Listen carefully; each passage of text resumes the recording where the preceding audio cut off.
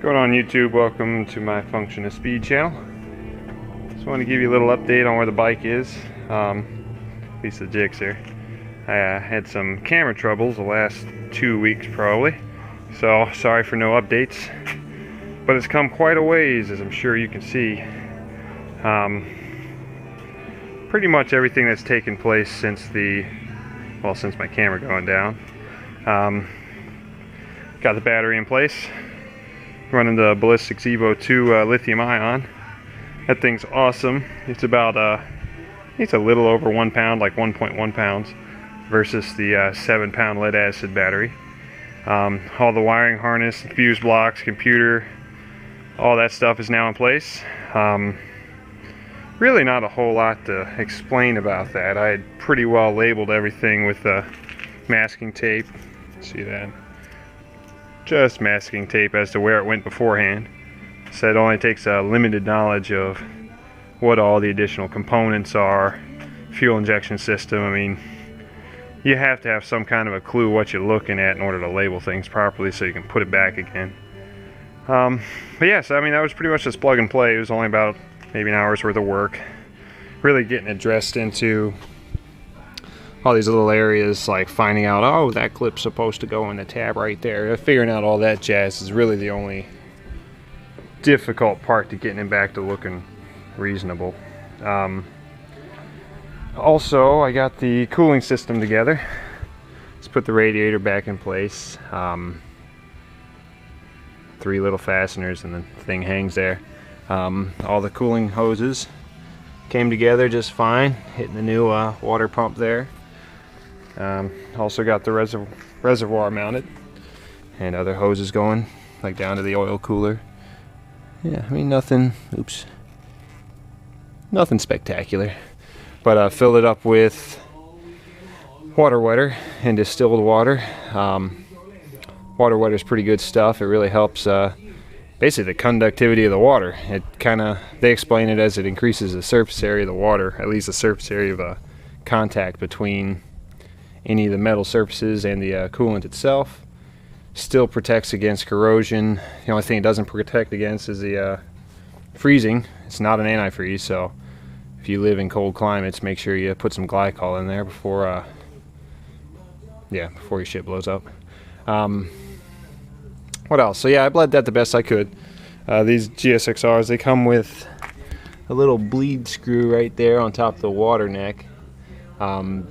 That's about the highest point in the motor, so that's their concept. I don't know, I pretty much just loosened that up and started squishing hoses until it started peeing out of there, tighten it back up, call it good until the bike's running. I do have the bike cranking at the moment. I'd show you, but left the key inside. God knows that's a long walk. But yeah, I've got oil pressure, filled the oil up, still have the chrome ball filter on it just until I get probably the first 10-15 minutes of running, so I get all the crap that's in the motor pushed up into that filter. Then I'll change the filter and oil again. Yeah, so it cranks fine. That little battery's awesome. They say, like, the more you run that little battery, the stronger it gets. Meaning, like, your first couple of cranks aren't so spectacular, but then after you start really loading the battery, it really comes to life, and might be able to attest to that. Put it on a trickle charger every now and again after cranking it so much, just so it doesn't die. It's one of those, they don't like them to be completely depleted, because then you're in trouble. If you not take that thing below, that's like 11 volts, you're up shit's creek. You got to use their special, I don't know, it's like some special charger connector thinger to interface to the battery to get it back up to reasonable load levels, or reasonable voltage levels. So don't do that. Make sure it stays charged to a point. Other things that happened, got the air box on. Simple. It's about as simple a thing you can do. I'm sure any of you that have worked on these bikes have done that already. Put a K&N air filter in it. Nothing spectacular. Where I sit now with the project is fuel system. As expected, the fuel tank was rusty. I could smell it when I first took the tank off and popped it open. I was right.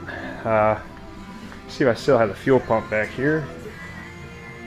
Sorry, I'm in the midst of reworking the garage a little bit.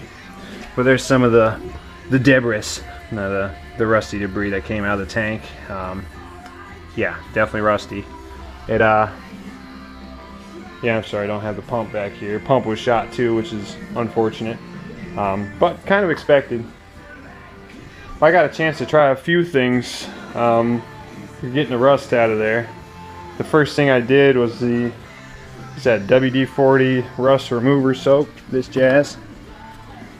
That stuff's really expensive. It's about, I think it was like 35 bucks a bottle, and I had 2 bottles, so I filled it up.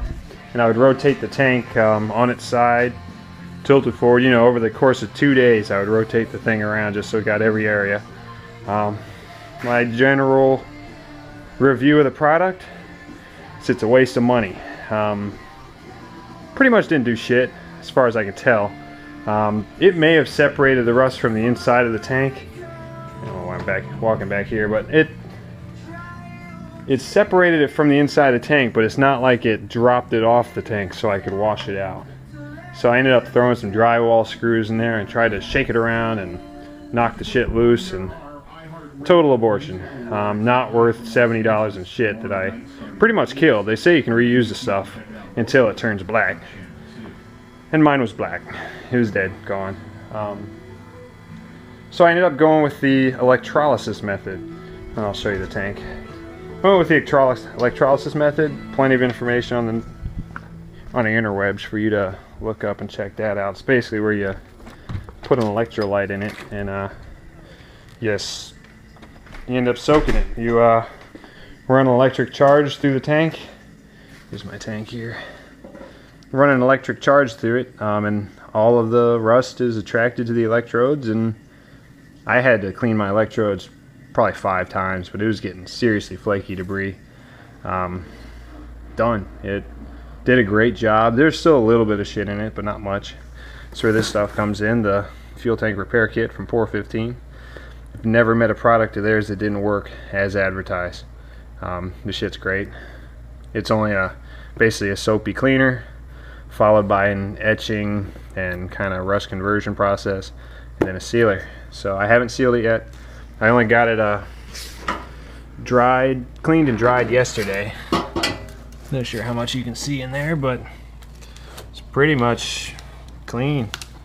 I mean, you can hear a little bit of shit's rattling around, but it'll just give it character. Yeah. Oops. This is what remains my fuel pump. The fuel pump was fucked. It was sitting down in there and just covered in rust. Brown. Crappy. So I was looking into getting a new fuel pump. That was basically the last piece of my puzzle. And where I can get a fuel pump that'll support up to 500 horsepower on my turbo Dodges. A new fuel pump for this bike is $860 some odd. Needless to say, I did not do that. Went for the good old eBay tried and true, used, hopefully functional fuel pump. Waiting for that slow ass shipper to get it here, hopefully in the next couple days.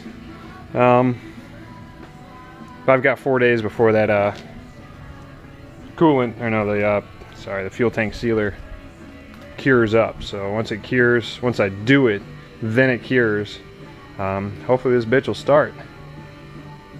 Yeah, man, I'm excited. Hope to fire it up, take it around the block. Still have no front brakes. I got to get a buddy with a truck to take this over to the local Suzuki dealer to get the recall work done. And probably last piece of the puzzle is I got to support my gauge cluster. They make race fairing stays. Usually this is secured within the upper fairing. It's bracketry in the upper fairing that supports it, but since I'm going to race body work, I lose that luxury. So I'm going to have to fabricate something, or else shell out. I think it's like 150 bucks or 125 bucks for a race upper fairing. But we might as well take the time to make something cool. Otherwise, got some boxes of goodies here. I've had sport bike track gear products coming in for the last week. Boxes and boxes. Luckily I intercepted most of them before the wife saw them. Yeah. But in here I got my Little tank grippy pads. I got the seat.